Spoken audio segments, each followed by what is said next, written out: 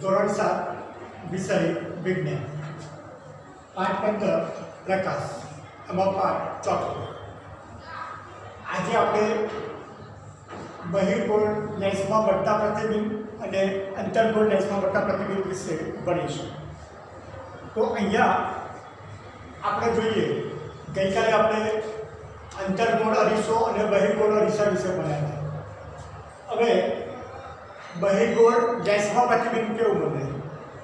તો પહેલી વસ્તુનું સ્થાન અનંત અંતરે। તમે ઘરમાં બિલોરી કાચ બરાબર ઘરમાં હશે અને બિલોરી કાચ જોયો છે। બિલોરી કાચને આપણે સૂર્યપ્રકાશમાં કોઈ રૂની ઉપર આમ રાખીએ તો રૂ તરત જ શું થાય છે? સળગી ઉઠે। અથવા કાગળ ઉપર પાડો તો કાગળ પણ સળગી જાય છે। તો આ કાગળ સળગે છે કેમ? તો સૂર્ય ક્યાં છે? અનંત અંતરે છે। પણ જ્યારે લેન્સના મુખ્ય કેન્દ્રમાંથી બરાબર સૂર્યના કિરણો પ્રકાશ પસાર થાય છે ત્યારે આ કિરણો પરાવર્તન પામે છે અને એક જ બિંદુએ કેન્દ્રિત થાય છે। તમે કાચ આમ રાખશો અને બરાબર અહીંયા જોશો તો કાચમાંથી જોશો તો અહીં આ ભાગમાં એક ઝીણું સફેદ સૂર્યપ્રકાશનું ટપકું જોવા મળશે બરાબર। તો એ જે સ્થાને જે ભેગું થાય ત્યાં ગરમી ઉત્પન્ન થાય। હવે આકૃતિ કઈ રીતે દોરવાની છે જોઈ લો। તો સૌથી પહેલાં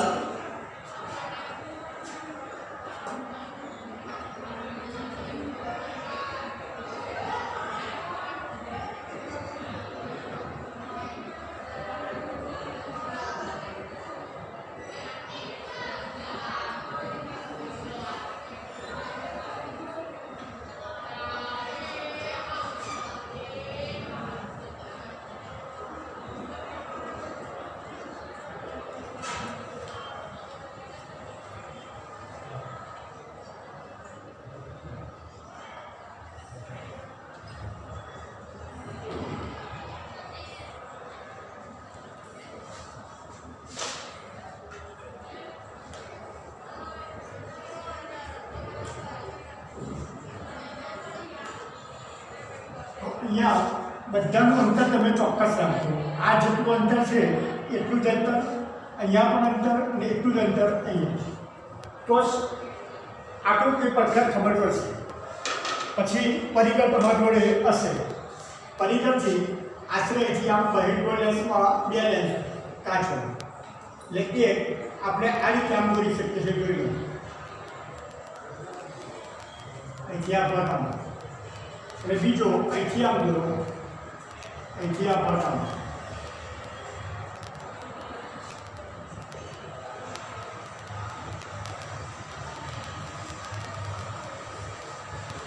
ખ્યાલ આવી ગયો? તો અહીંયા જે મળ્યું એ આપણને એફ અહીંયા 2f એફ અને 2f। તો પહેલી આકૃતિ આ આપણો બિલોરી કાચ છે બરાબર। હવે આ બિલોરી કાચ એટલે કે બહિર્ગોળ લેન્સ કહેવાય। વિજ્ઞાનમાં એટલે આપણે બિલોરી કાચ ગુજરાતી બોલીએ છીએ, વિજ્ઞાનમાં કહો એને કહેવાય બહિર્ગોળ લેન્સ। હવે સૂર્યનું કિરણ ધારો કે અહીંયા તૂટક રેખા દોરજો દેખાય તો સૂર્યનું કિરણ ધારો કે સીધું લેન્સ ઉપર પડે તો અહીંથી એફમાંથી એ પરાવર્તન પામે। બીજું કિરણ પણ સીધું લેન્સ ઉપર પડ્યું તો એ પણ એફમાંથી પરાવર્તન પામશે। ત્રીજું કિરણ નીચેથી એફ દોરીએ બરાબર અને એ પણ એફમાંથી પસાર થશે। ચોથું કિરણ અહીંથી આમ દોરી દઈએ તો એ પણ અહીંથી એફમાંથી પસાર થશે।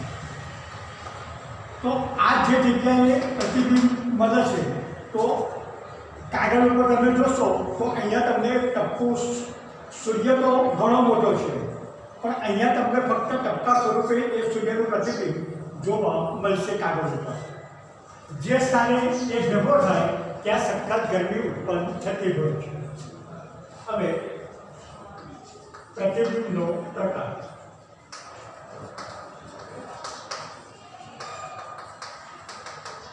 તો અહીંયા વાસ્તવિક, ઉલટું અને અત્યંત નાનું. બરાબર. તો અહીંયા આપણને 3 વસ્તુ જોવા મળશે. બરાબર. પડદા ઉપર ઝીલી શકાય છે, કાગળ ઉપર પ્રતિબિંબ ઝીલું એટલે વાસ્તવિક કહેવાય. સૂર્ય કે કોઈ વસ્તુ હોય એના કરતાં પ્રતિબિંબ કેવું દેખાશે? ઉલટું દેખાશે. અને અત્યંત એકદમ કેવું દેખાશે? નાનું દેખાશે. હવે બીજી આકૃતિ. બરાબર. હવે 2f થી થોડે દૂર.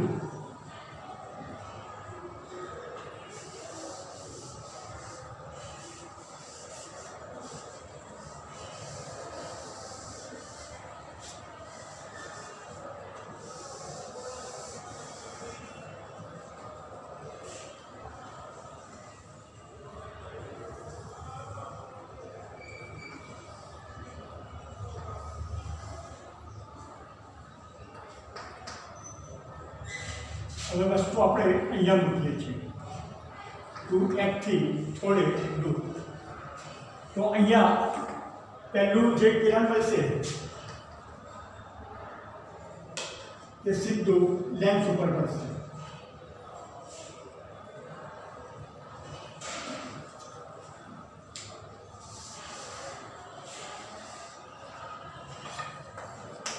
એ વસ્તુનું સ્થાન 2f થી થોડી દૂર. 2f અહીંયા હતું એની દૂર આપણે વસ્તુ મૂકી. તો પહેલું કિરણ તમે જોશો તો અહીંથી આમ સીધું મળશે.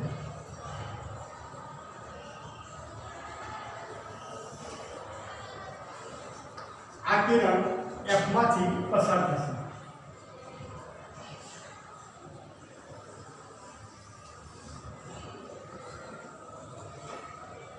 બીજું કિરણ સીધું ઓમાંથી ધ્રુવમાંથી પસાર કરવાનું.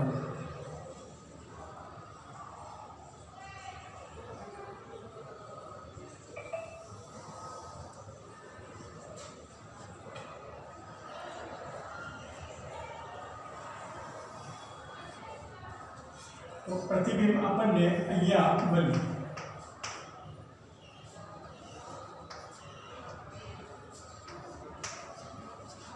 તો જે જગ્યાએ પ્રતિબિંબ મળે છે, બરાબર, તો અહીંયા પ્રતિબિંબ પડદા ઉપર ઝીલી શકાય છે એટલે વાસ્તવિક, ઉલટું, બરાબર, અને વસ્તુ કરતાં થોડું કેવું દેખાશે?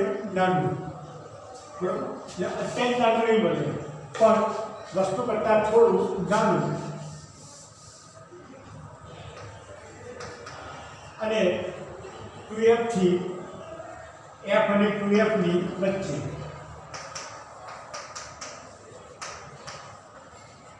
તો આપણને f અને 2f ની વચ્ચેનું પ્રતિબિંબ મળે. તો અહીંયા શું થયું?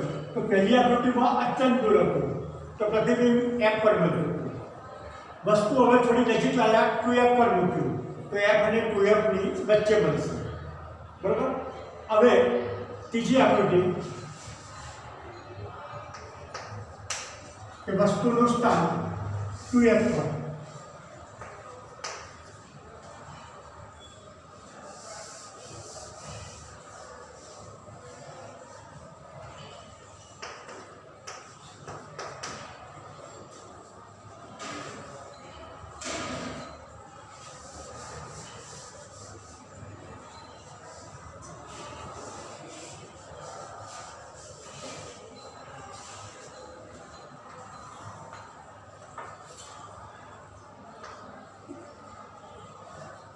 વસ્તુ આપણે હવે 2f પર મૂકીએ છીએ.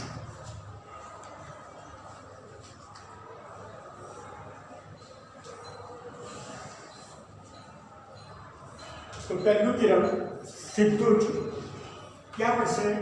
લેન્સ ઉપર.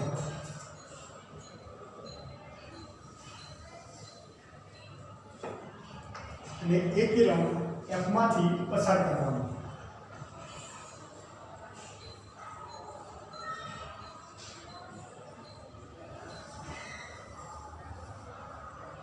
અને બીજું કિરણ સીધું સીમાથી પસાર કરવાનું.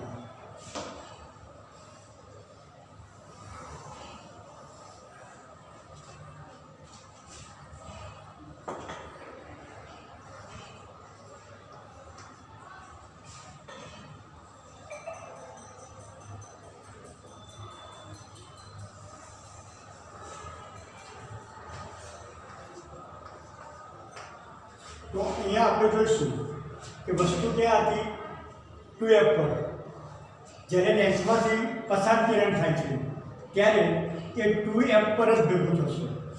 એટલે અહીંયા પ્રતિબિંબનો પ્રકાર કેવો કહેવાય? તો વાસ્તવિક, ઉલટું. અને અહીંયા જ્યારે 2F પર મૂકીએ તો વસ્તુના કદ જેટલું જ મળે, કે જેટલી વસ્તુ હતી એટલું જ હવે પ્રતિબિંબ મળશે.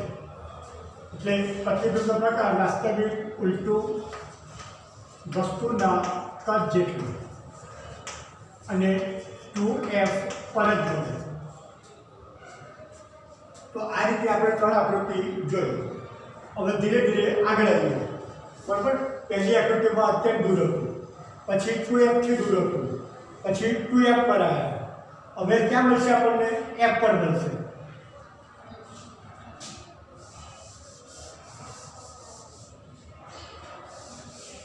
એટલે F અને 2F ની વચ્ચે.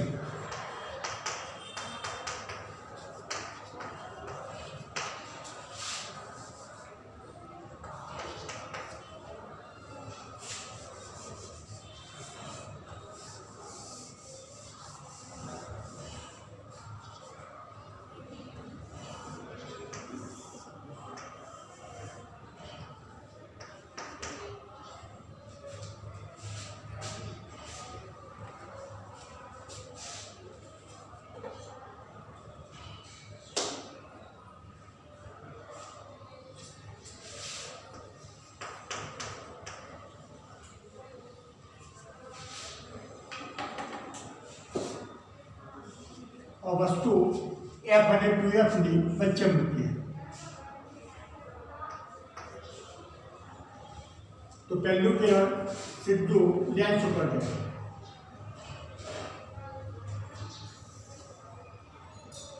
અને એ F માંથી પસાર કરવાનું.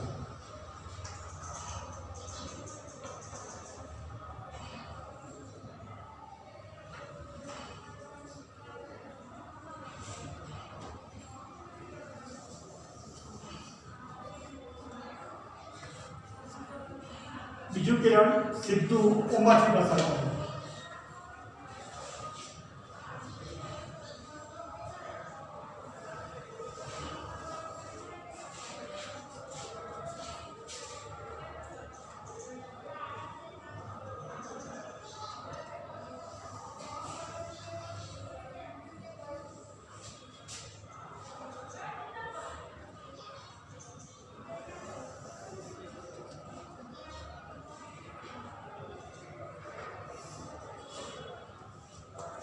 તો પ્રતિબિંબ આપણને છે અહીંયા બને છે.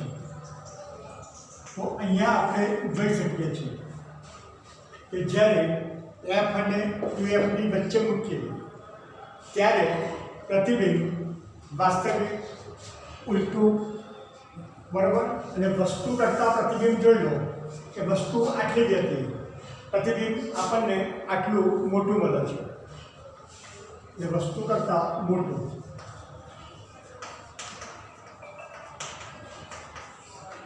અને 2F થી દૂર.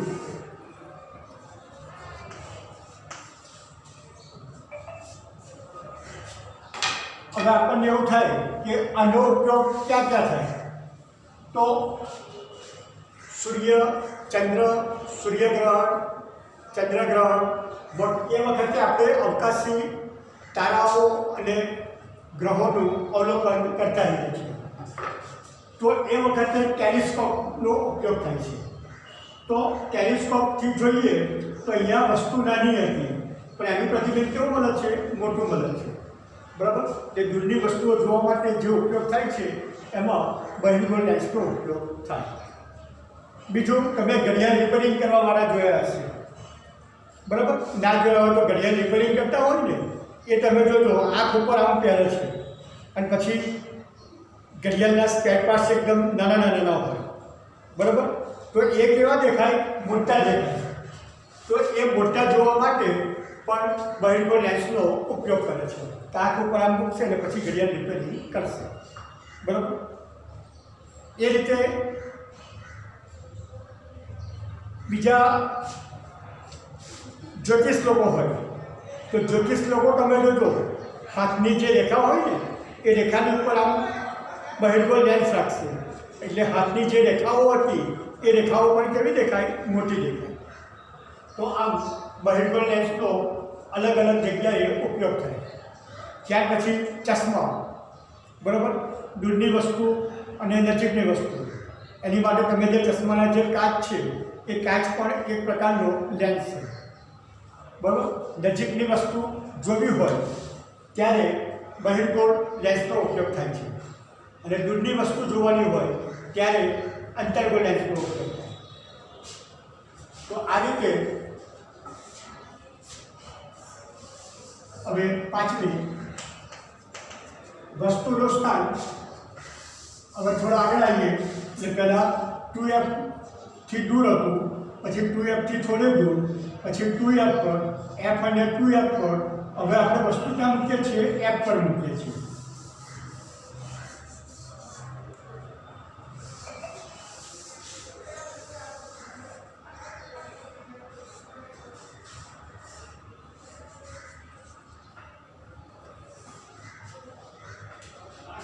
વસ્તુ અહીંયા મૂકી તો પહેલું કિરણ સીધું લેન્સ ઉપર એ એફમાંથી પસાર થયું.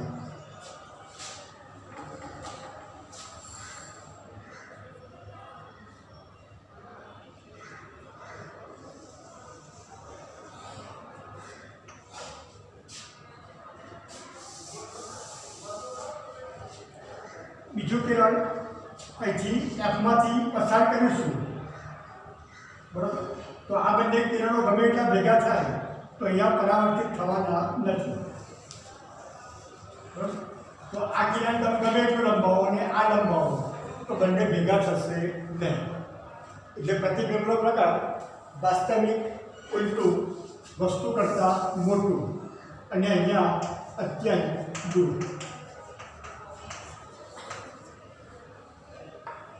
અને છેલ્લી આકૃતિ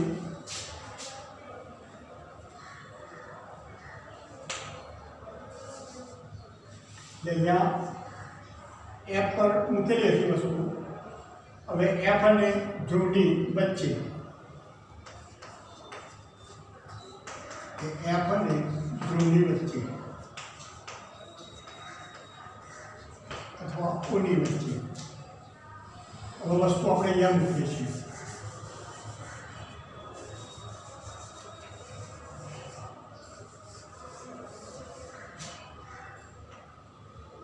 આ બેની વચ્ચે વસ્તુ મૂકીએ તો પહેલું કિરણ સીધું, બરાબર, એ એફમાંથી પસાર થાય.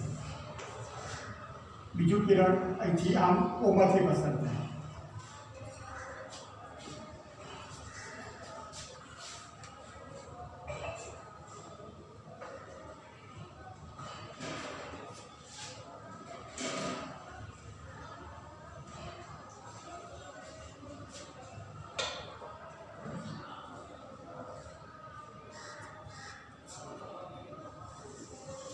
તો અહીંયા આ કિરણો ગમે ત્યારે આમાં કરીશ તો ભેગા થવાના નથી, એટલે એને પાછળ લંબાવવાનું. તો આ રીતે આમ પાછળ લંબાવશો તો આ રીતે થશે.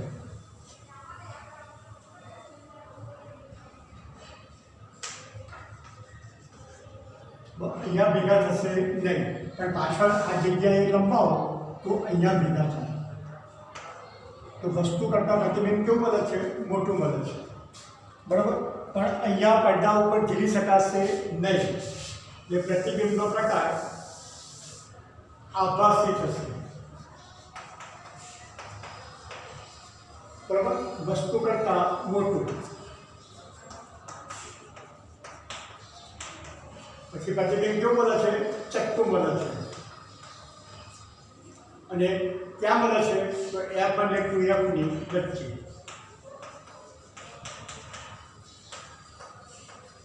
તો આ પ્રમાણે, બરાબર, જ્યારે વસ્તુનું સ્થાન એફ અને ધ્રુવની વચ્ચે હોય ત્યારે પ્રતિબિંબ આપણને મળે. હવે ટોટલ હવે એક અરીસો બાકી રહ્યો, અંતર્ગોળ લેન્સ.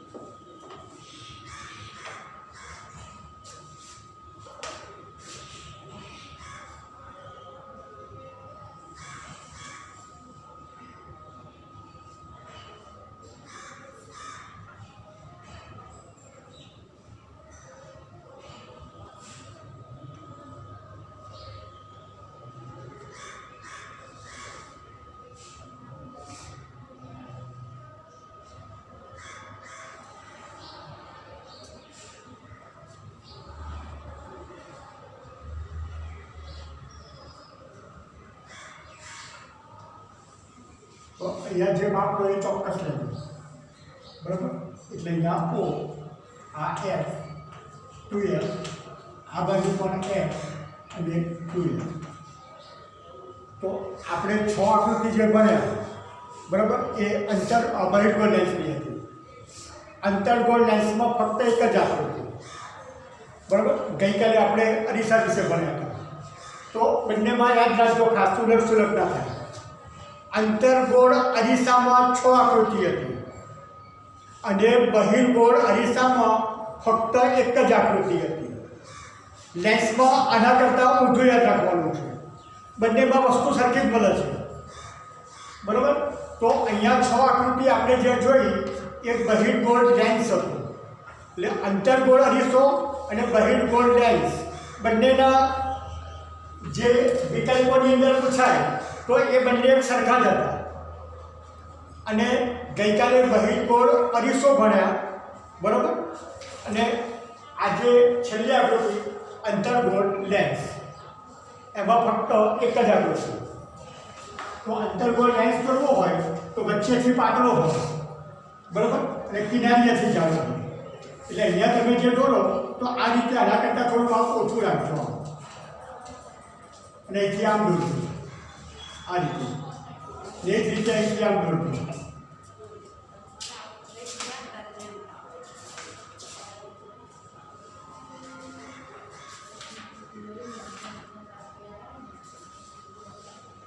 તો અહીંયા જે અરીસો મળશે આપણને, બરાબર, આ અંતર્ગોળ અરીસો છે.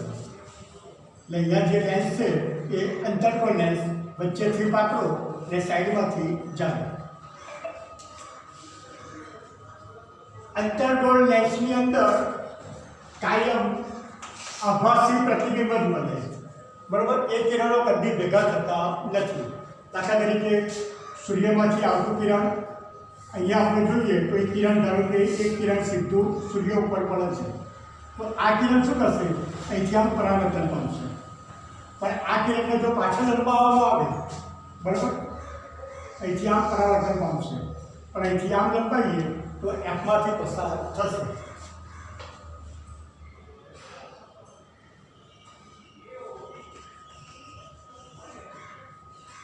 અને બીજું કિરણ બતાવી આશરે, બરાબર, કે વસ્તુ આપણે કોઈ પણ જગ્યાએ મૂકી દઈએ છીએ. ધારો કે વસ્તુ આપણે અહીં મૂકી દઈએ,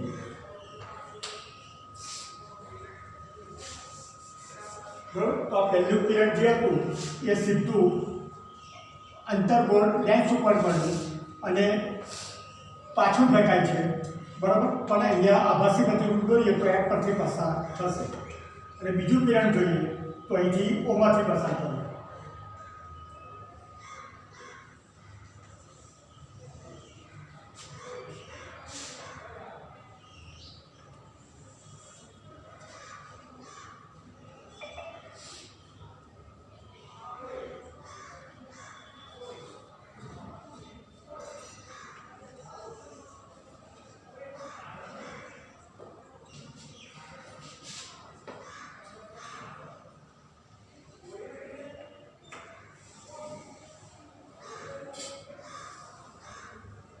તો અહીંયા બંને કિરણો ભેગા થયેલા આપણને જોવા મળશે.